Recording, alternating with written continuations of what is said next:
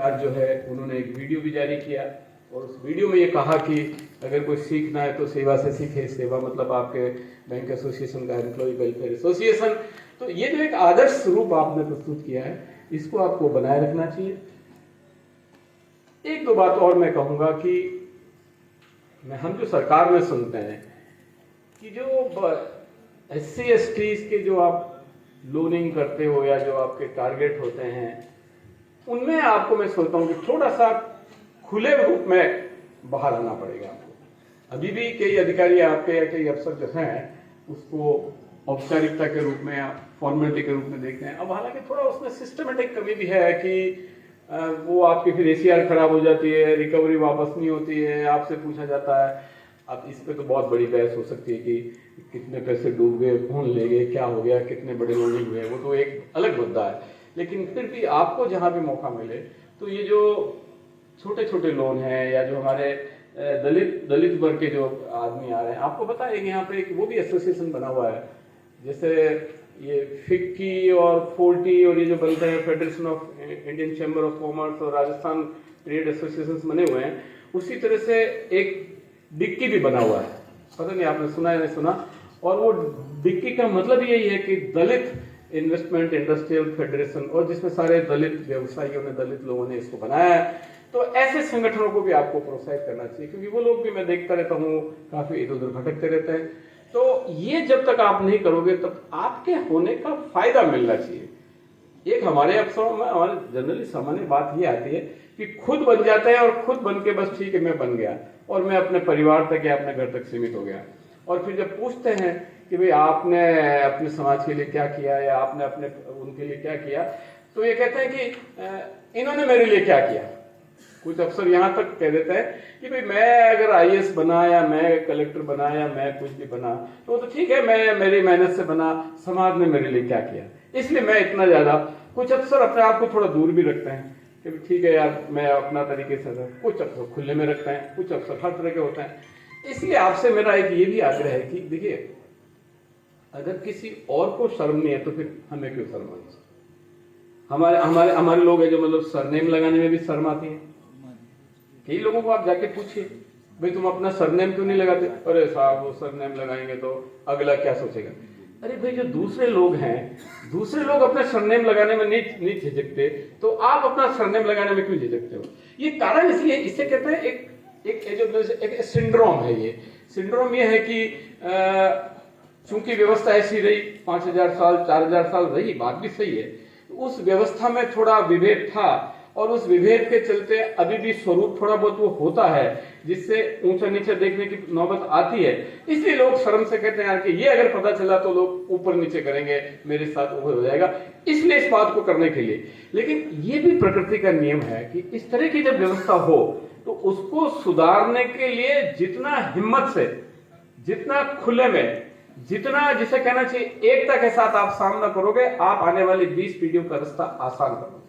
अगर आपने अभी कोई शंकाएं रखी, आप भी अगर झिझकते रहे, आपने भी अपने सरनेम को बताने से डरते रहे, आप भी गलियों से छोटा छोटा रास्ता निकालते रहे, तो ठीक है आपकी लाइफ हो जाएगी। लेकिन आने वाली पीढ़ी, 2 पीढ़ी, 3 पीढ़ी, 5 पीढ़ी, 10 पीढ़ी तक वो जो आपको जो काम उनके लिए करना चाहिए था वो काम आप नहीं कर रहे हो। इसलिए खुले में अपन को हिम्मत। और अब तो आपके लोग बता रहे मेरे को, अभी मैं सुन रहा था कि इतने मैरिड से लोग आ रहे हैं, इतने लोग, वो मार्क्स का कौन उदाहरण, चौहान उदाहरण दे रहे थे कि 80 कट ऑफ होता है और 60 कट ऑफ होता है SC ST का। लेकिन जब रिजल्ट आया या इन्होंने देखा तो इस समय SC ST के लोग 80 और 80 से वो नंबर ला रहे हैं। इसलिए जब अब आपके पास एक जनरेशनल इंटेलिजेंस आ गया है, देखो जो पीढ़ियां होती है, जो जनरेशन होती है, 1-2 साल में नहीं बनती, 10 साल में भी नहीं बनती। ये 100 साल का इतिहास है, 200 साल का इतिहास है। पर अगर इस 100 साल के 200 साल के इतिहास में कहीं अगर ढिलाई रह जाती है, आप और हम कर देते हैं, तो उसका पीरियड एक्सटेंड हो जाता है। आपकी और हमारी जिम्मेदारी है कि उस जनरेशनल डेवलपमेंट के पीरियड को कम करें। और कम करने के लिए जरूरी है कि अब जो बराबरी आई है, इस बराबरी को काम में लेते हुए हिम्मत से, खुले में, सबके सामने और एकता के रूप में अगर आप बढ़ेंगे तो फिर वो एक दिन आएगा जिस दिन आपको अपना सरनेम लगाने में शर्म नहीं बल्कि गर्व होगा। और हम सबको ये काम करना चाहिए कि किस तरह से हमारी पूरी जो आत्मविश्वास है, हमारा जिसे कहना चाहिए हिम्मत है, इस हिम्मत को हम सामूहिक रूप से बढ़ाएं, आपस में चर्चा करें, एक दूसरे का ध्यान रखें और सरकारी योजनाओं का फायदा उठाएं। अब वो तो आप तो क्या हो कि आप तो बैंकों में आपको तो पता नहीं, टाइम भी नहीं मिलता होगा, और मिलता भी होगा तो आप अपने परिवार में, सरकार की इतनी योजनाएं होती है जिन योजनाओं में हम लोगों के लिए जो बनी हुई योजना है उसका भी फायदा हम नहीं उठा पाते, उसका भी फायदा हमने। अब जैसे आप में से कितने लोग जानते हैं कि अनुप्रति भी कोई एक स्कीम है? नहीं जानते होंगे, क्योंकि वास्ता नहीं पड़ता, जरूरत भी नहीं पड़ती, वास्ता भी नहीं पड़ता। अनुप्रति योजना का मतलब यह है कि अनु मतलब अनुसूचित जाति, वो केवल एससी के लिए स्कीम है, और प्रतिभा मतलब जो इंटेलिजेंट बच्चे हैं, एससी और एसटी के वो होशियार बच्चे जो उच्च अध्ययन के लिए, आईएएस की तैयारी के लिए, आरएस की तैयारी के लिए, बैंक पीओ की तैयारी के लिए, फॉरेन स्टडीज के लिए जाना चाहते हैं, तो उनको सरकार की ओर से लाख रुपए, 2 लाख रुपए, 10 लाख रुपए, 20 लाख रुपए मिलते हैं। और ये इतनी बड़ी सक्सेसफुल स्कीम हो गई है अनुप्रति, जिसमें मैं सोचता हूं कि कोई 200-300 करोड़ रुपए हर साल खर्च हो रहे हैं। पर ये जब तक पता नहीं होगा तब तक हम बात कैसे करेंगे? इसलिए आपकी नौकरी, आपका बैंक का दायित्व, आपका अपना प्रोफेशन, वो बिल्कुल ठीक है, लेकिन चूंकि आप भी एक सामाजिक प्राणी हैं और अल्टीमेटली रहते तो आप समाज में ही हैं। जब आप सामाजिक प्राणी हैं, समाज में रहते हैं और समाज के लोगों से इंटरेक्शन करते हैं, और जब आपने ये इस तरह का एक फेडरेशन बनाया जो कि एक वर्ग विशेष के लिए, भले के लिए, कल्याण के लिए आप काम कर रहे हो, तो ये जब तक आपको पता नहीं होगा तो आप आगे कैसे चर्चा करेंगे? इसलिए मेरा आपसे ये भी आग्रह है कि जो भी सरकार की योजनाएं होती है, इन सब की आप जानकारी लीजिए, और जानकारी लेके अपने रिश्तेदार, परिचित, पड़ोसी, मित्र को बताइए, ताकि उसका ज्यादा से ज्यादा फायदा हो। मैं आपके एसोसिएशन को बहुत बहुत बधाई देता हूँ। मीणा जी और अब इनके साथ 2-3 साल बचे हैं, ये कह रहे थे कि सेवानिवृत्त होने वाला है। और देखिए, नौकरी जो एक बात, और हाँ, बैंक की नौकरी का जो एक कमिटमेंट में अभी आपके किसी ने बोला था शायद, पहले वाले ने बोला या वो पहले देवेंद्र कुमार जी ने बोला, उन्होंने ये कहा कि, हालांकि वो बात तो थोड़ी सी अलग तरह की है, लेकिन मैं उसको कनेक्ट करता हूं कि कितना नौकरी के प्रति कमिटमेंट देखिए आप, कि जो आदमी रिटायर हुआ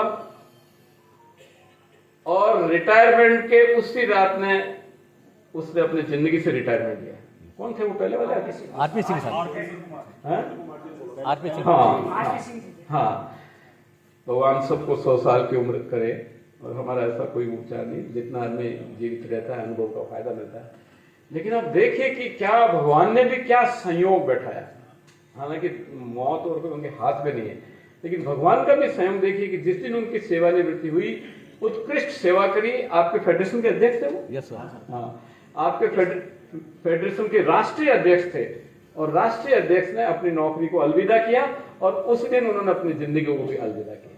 तो हम सब ऐसे महान आत्माओं को भी आपको उदाहरण के रूप में याद रखना चाहिए।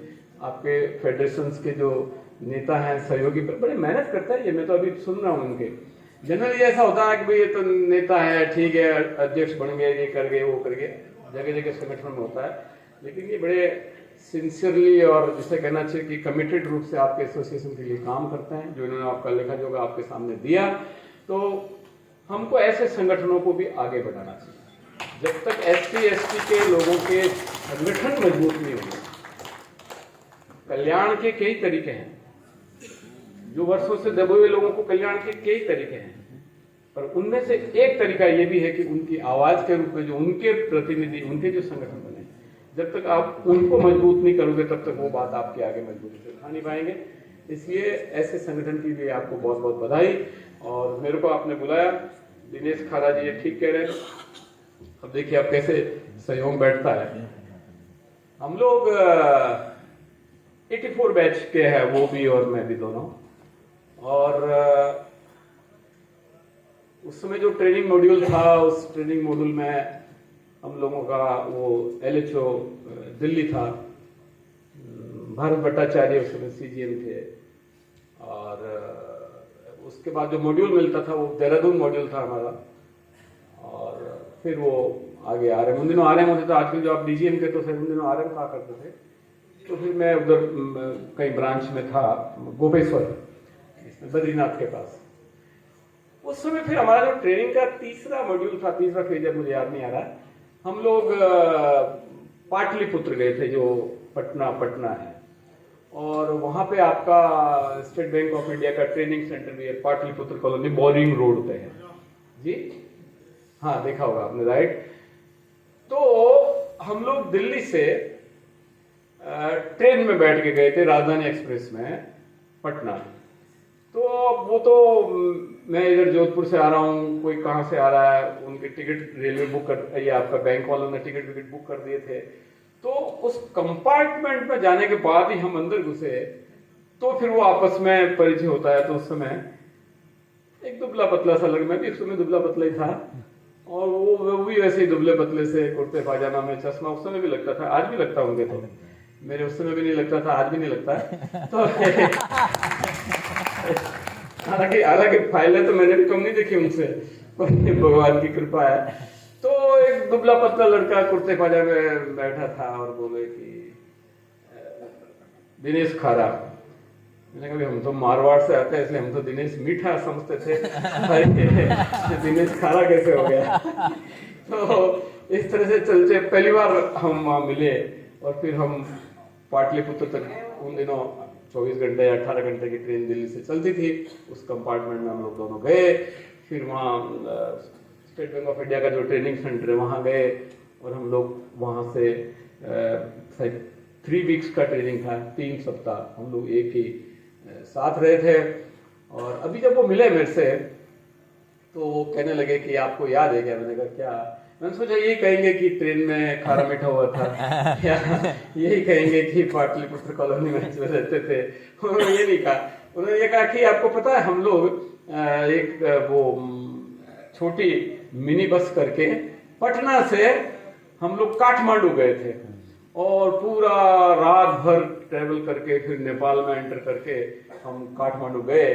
वहाँ तो ना तो कोई व्यवस्था थी, ऐसे ही सारे बैंक के अफसर थे, 8-10 अफसर थे, हम लोग ऐसे ही घूम फिर के काठमांडू में जा छोटी मोटी होटल में कमरा लिया और जगह मालूम करी, और पैदल घूम रहे थे इधर उधर। वो आदमी उस स्टेज से जाके chairman state bank of India बना, कितनी बड़ी बात। तो उन्होंने भी कहा कि अच्छा, मैंने कहा हमने भी ऐसा ही संघर्ष किया, और भगवान की कृपा रही कि मैं भी उस स्टेज से फिर मैंने बैंक की छोड़ी और मैं IAS में आ गया, और बाद में चलते चलते मैं भी चीफ सेक्रेटरी बना। तो उस दिन जो मिलन हुआ, वो मिलन चीफ सेक्रेटरी और चेयरमैन का मिलन था, वो दिनेश खारा और निरंजन आर्य का मिलन था। तो मुझे मेरी मेमोरी, जिसे कहते हैं अंग्रेजी में, नॉस्टैल्जिक हो गया था, बड़ा अच्छा लगा, उनको भी अच्छा लगा। इसका मतलब ये नहीं है कि अब आप मेरे पास सिफारिशें करना भेज दो, साहब थोड़ा क्या हुआ कि वो खबर अखबार में छप गई, और वो अखबार में फोटो आ गई कि दिनेश खारा और निरंजन आर्य की मुलाकात हुई। सही कह रहा हूँ। उसके बाद करीबन मेरे पास 15 सिफारिशें आ गई है ट्रांसफर्स की, और कहाँ से लेके आते लोग, अलवर से, बीकानेर से, कि साहब वो थोड़ा खारा साहब को कह दो। मैंने कहा यार मैं तो खारा साहब से बात ही नहीं करता, अगर कोई मीठा काम हो तो मेरे पास लाना, मैं खारा की बात नहीं करता। तो खैर मजाक की बात है, लेकिन अच्छा हमारा उनसे संपर्क रहता है, बातचीत भी कभी कभी हो जाती है। कभी बॉम्बे भी जाके हम मिले थे। तो और अभी तो वैसे स्टेट बैंक ऑफ इंडिया बहुत चर्चा में है, वो चर्चा मैं यहाँ करना नहीं चाहता। आपको बहुत बहुत धन्यवाद मेरे को आपने बुलाया इसके लिए, थैंक यू वेरी मच।